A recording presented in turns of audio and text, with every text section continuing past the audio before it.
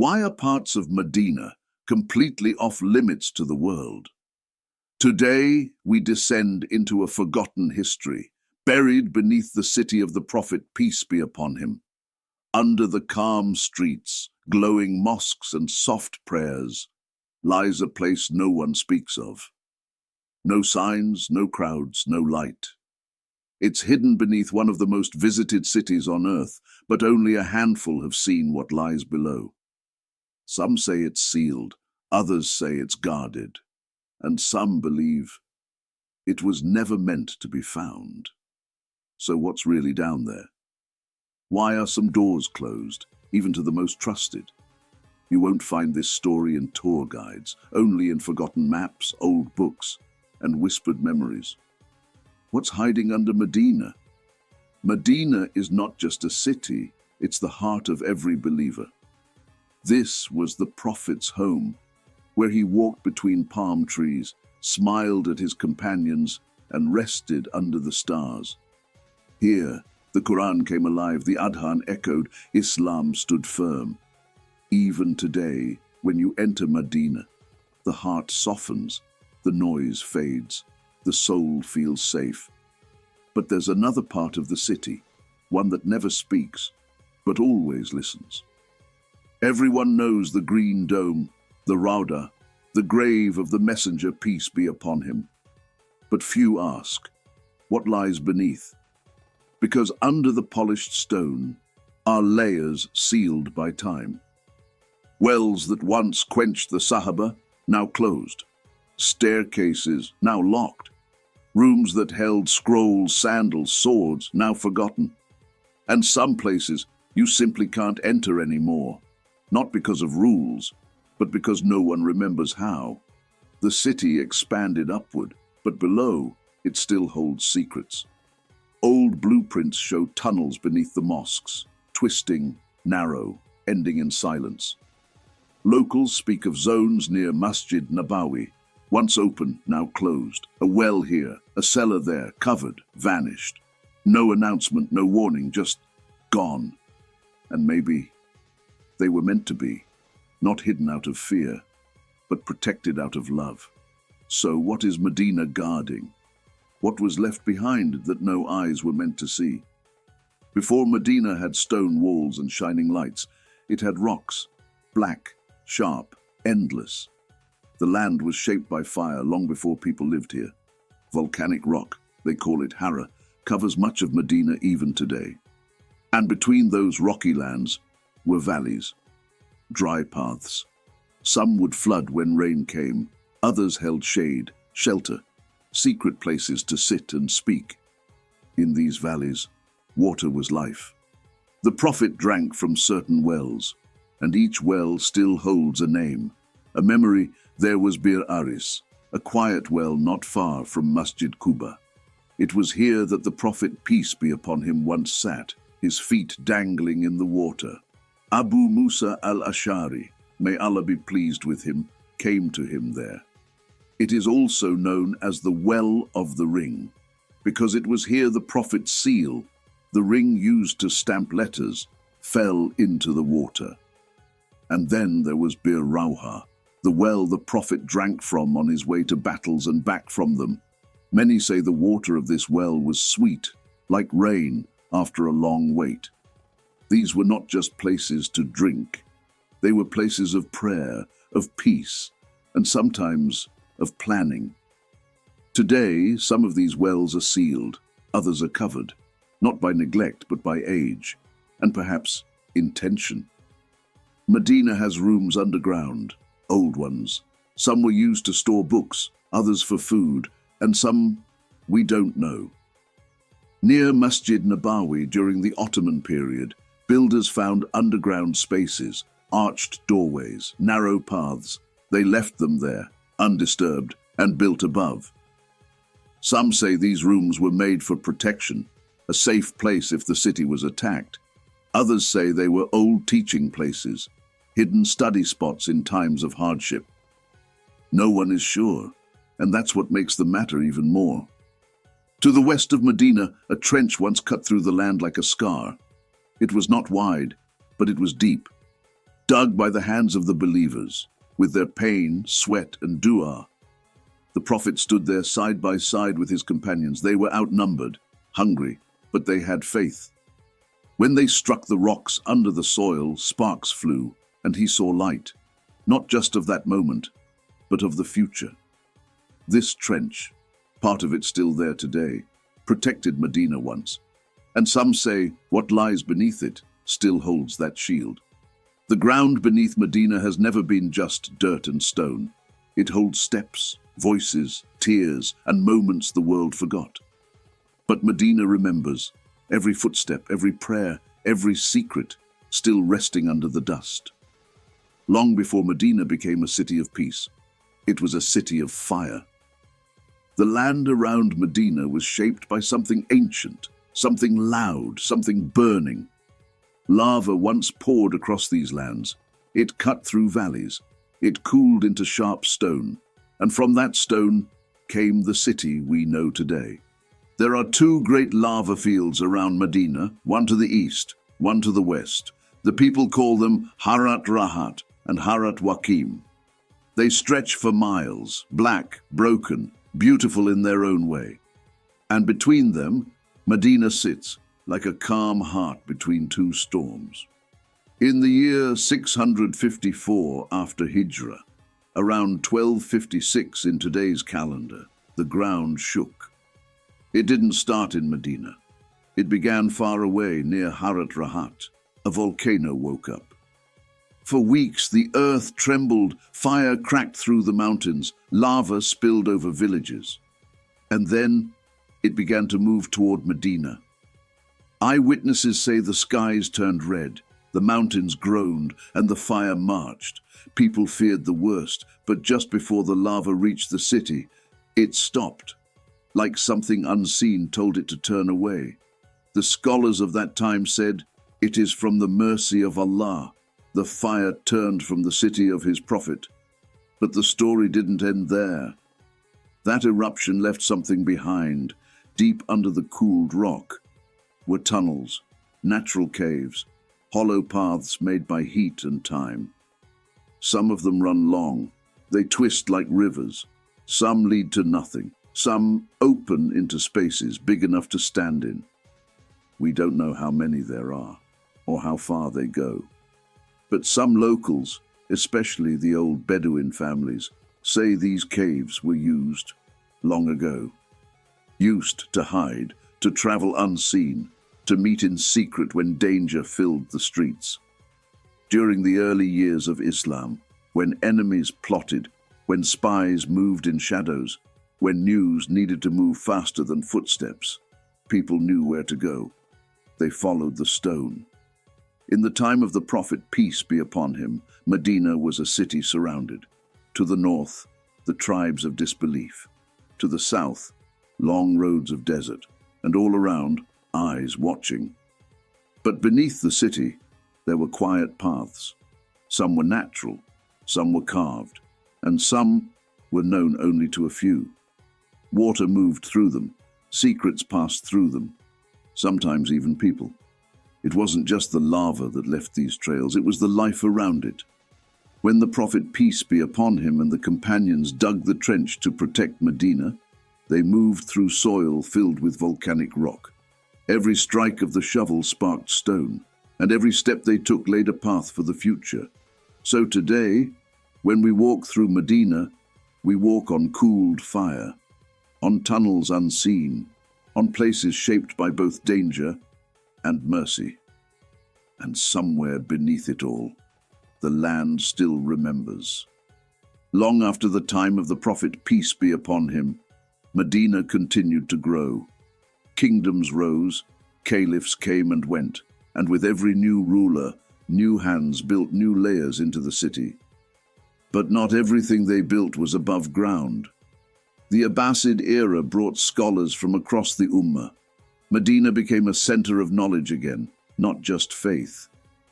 And some of that knowledge was stored underground. Ancient libraries were built below ground level, their walls thick to protect scrolls from sun, heat, and war. Many of those scrolls, handwritten by the students of the Prophet's companions, were hidden during times of conflict. When enemies came, books disappeared, not because they were stolen, but because they were buried. The same went for madrasas, small schools of Quran and Hadith. Some were built below homes, taught in silence, in times when rulers feared ideas more than swords. Today, we barely know where they are, only small signs, curved arches under old buildings, narrow stairways behind locked gates. Then came the Ottomans. They loved Medina, protected it, and built with care. Some of their palaces had rooms built below ground, not for luxury but for safety, storage rooms for food, weapons, manuscripts. And some were for rest, cool places to pray during the day, or to meet quietly at night. One Ottoman map, now kept in Istanbul, shows a set of chambers beneath what is now part of Masjid Nabawi.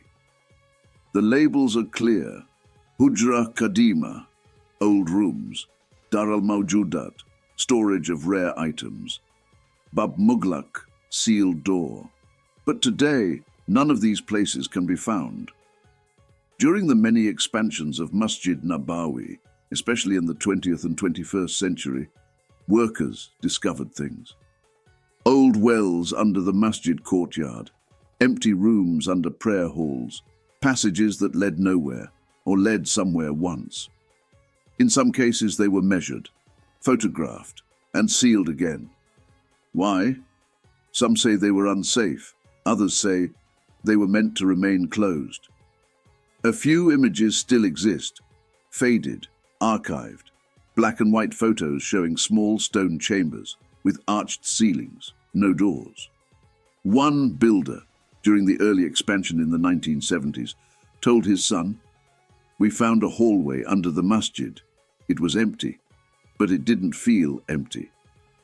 We were told to fill it with clean earth and walk away."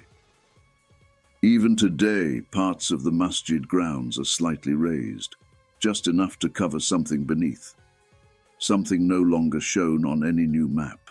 What was left there, and why? Do the plans still exist, but not the place? Why are some old doors walled over? There are places in Medina where your feet may walk, but your eyes are not allowed to see. These are not tourist zones, not markets, not alleyways hidden by accident. They are part of the city's memory, quietly closed. Near Masjid Nabawi there are small gates, walled over with stone. No signs, no explanation, just closed. Some say they were once entrances to basements. Others say they led to cooling wells, now unused. One of them, an old resident remembers, was closed overnight. He said, "The next morning there was fresh cement, and the city didn't speak of it again." There are also sealed wells, some visible behind fences, others hidden in construction zones. One well, east of the Prophet's Mosque, was said to have been used during the Khilafah, and then later, in Ottoman times, it was covered, not destroyed, just closed. Until today, it hasn't been opened again. Military checkpoints now sit near certain outer zones of Medina. They are quiet, no large signs, but they're always there. These are not checkpoints for tourists or traffic. They sit near old rocky ground, land that once held farms, wells, or ruins. What's beneath those areas? No one says. One of the biggest questions whispered by pilgrims and residents alike is, what lies beneath the Rauda? The Rauda, the garden between the Prophet's minbar and his resting place, is a place of peace, but beneath it is a wall, a barrier, a hidden layer that no one has entered in centuries. Is it just structural, or was something preserved there? No one truly knows, and those who may know do not speak. And then there's Jannat al-Baqi, the graveyard of Madinah, the resting place of the Prophet's family, companions, and scholars. People have long wondered, were tunnels made under it long ago, during the times when people feared attacks or wished to hide sacred items? Some old maps from the 1700s show faint lines, unclear, stretching between the Rauda and Baki. These may be water routes, or just errors on the map, but the questions remain. What we do know is that over time, many doors in Medina have been walled over, and not new doors, old ones carved into thick stone, once part of homes or masjids. Why would someone cover them? Safety, maybe. Or maybe the knowledge of what lies behind them was meant for another time. This city is not just a place of light. It is a trust, what is seen and what is not. And the fact that some areas remain untouched may not be a mistake. It may be mercy. But this story isn't about darkness under Medina. It's about what's protected and why it must stay untouched. You've heard the stories, the sealed wells, the covered doors, the rooms no one speaks of anymore. You've followed the maps, watched the shadows, felt the questions rise. Long pause. But this story isn't about darkness under Medina. It's about what's protected and why it must stay untouched. Because Medina isn't just sacred above the ground, it's sacred through and through. Every rock, every wall, every grain of dust under the masjid is part of the legacy of the Prophet, peace be upon him. And some things were never meant to be uncovered, not because they're hidden, but because they were fulfilled. Allah preserved his city, the people preserved its story, and what lies beneath, if it still lies there, may only be a reminder that this city carries more than we can ever see. Because what's most powerful in Madinah was never what was buried. It was what rose from it. Love for the Prophet, peace be upon him. We've seen what was covered. We've heard the stories passed down in quiet voices. But now let us pause. Because Medina is not a city of fear. It is a city of peace, of mercy, of light upon light. What lies beneath Medina may be covered in stone and time, but what lies above it is glowing with the love of Allah. Every grain of its earth has been honored by the steps of the Messenger, peace be upon him, and just like Allah preserved the Kaaba, he preserved what lies beneath his Prophet's city. We live in a world where we want to see everything, touch everything, prove everything. But Islam teaches us something different, something deeper, something softer. It teaches us to believe, even when we do not see. This is Iman bil Ghaib, faith in the unseen. It is the first sign of a true believer mentioned in the Quran. Medina reminds us of that, not just in its stories, but in its silence. No one alive today has seen the Prophet, peace be upon him, with their eyes, but we love him more than we love ourselves. We never saw his battles, but we feel them in our hearts. We weren't there when the trench was dug, when the wells were filled, when the whispers moved through tunnels below the earth. But we believe it happened because we trust the ones who walked with him. Just like a child doesn't question the hand that covers their eyes from harm, we don't question what Allah has chosen to protect. There may be secrets beneath Medina, but the real barakah is not in what is hidden. It's in what has already been given. The Prophet, peace be upon him, his footsteps, his dua, his resting place. No treasure below the earth could equal what he brought to the surface. So when you walk through Medina, don't just look at what's around you. Look at what's been preserved for your heart. The Rauda, the gardens, the quiet air at dawn. These are signs. Signs that tell us sometimes the most powerful things are the ones you can't dig up or put in a museum. Medina is not just a place on a map. It's a mirror for the believer. A reminder that what's hidden may be more alive than what's seen. And in the end, what matters most is not what lies beneath Medina, but what Medina awakens inside of you. So, why is it all still sealed? The wells, the tunnels, the doors beneath the masjid. Why does the earth beneath the Prophet's city remain untouched? even in an age where people explore everything. It's not because no one's curious, it's because Medina is not just a place, it's a trust. And some trusts are meant to be guarded, not examined. Over the years, many have asked, why not dig? Why not uncover it all? Why not show the world what's beneath?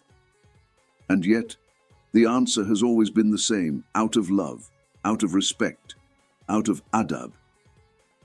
The scholars of Medina, generation after generation, have reminded us that not every door must be opened, not every secret must be shared, especially when that door might lead to sacred soil.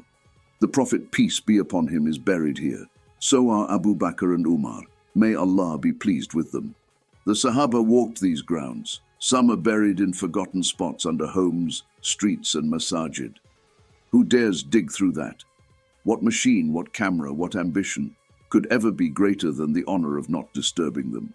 Islam teaches us to protect the dignity of the dead. The Prophet said, breaking the bone of a dead person is like breaking it while he is alive.